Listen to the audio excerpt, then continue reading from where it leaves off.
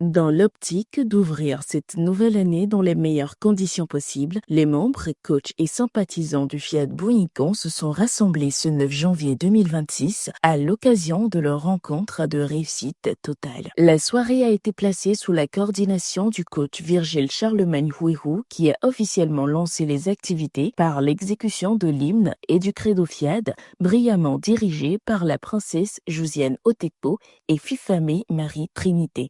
Châtie à son appel, je m'engage à parler de santé, I commit myself. to take about health. S'en est suivi un chaleureux décret de bienvenue prononcé par le coach Louise Johunko, institutrice, marquant ainsi l'ouverture de cette rencontre. Grande est ma joie ce soir de vous souhaiter la bienvenue à l'art Mekwabo.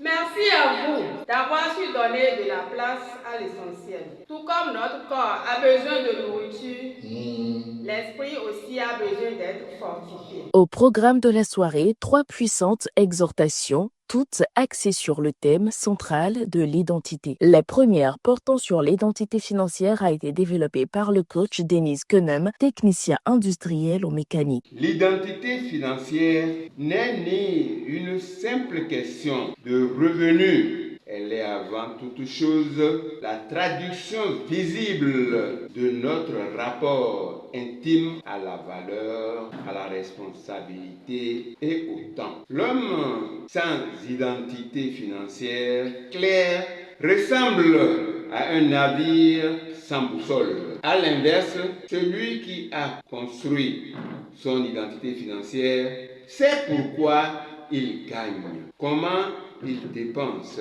et surtout dans quelle direction il investit. La deuxième exhortation axée sur l'identité professionnelle a été brillamment assurée par le prince Bebudo Aicheme, entrepreneur, qui a invité chacun à redéfinir sa posture professionnelle et son positionnement dans la société. Le mot identité nous renvoie à ce qui nous définit, à ce qui nous distingue. Le mot professionnel, plus qu'un métier, mais c'est une mission. Être professionnel, ce n'est pas seulement exercer un métier ou occuper un poste. L'identité professionnelle, c'est l'harmonie entre ce que je suis et ce que je fais. Lorsque l'identité est claire, le travail devient une expression de soi. Mais lorsque l'identité professionnelle est floue, on change souvent de conviction. Un instant de showtime est ensuite venu détendre l'atmosphère, apportant une touche de convivialité et de dynamisme à la soirée.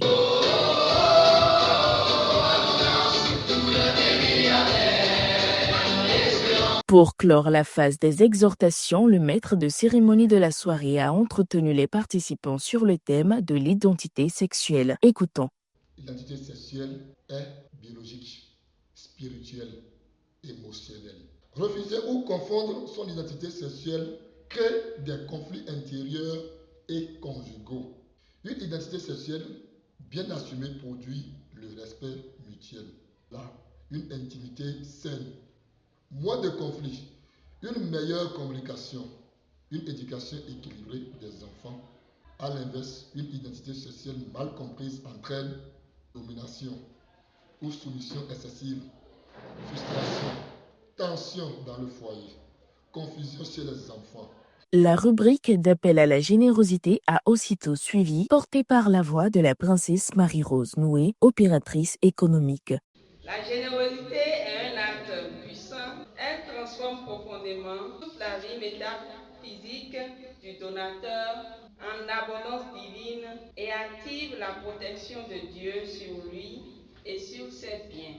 Recevons maintenant, avec un cœur généreux, les enveloppes et faisons donc le geste utile. Par la suite, l'ambassadeur Sylvain Ridan, directeur de l'entreprise Cri de Joie, a conduit les participants dans un atelier de programmation. La soirée s'est achevée autour d'une dégustation de cocktails dans une ambiance de convivialité, de joie et de fraternité. Cette rencontre aura été bien plus qu'un simple rendez-vous. Elle a marqué un nouveau départ et une réaffirmation des identités pour chaque membre du Fiat Bouygues. Satisfaits, les participants repartent édifiés et prêts à faire de l'année 2026 une année d'impact de transformation et de réussite totale.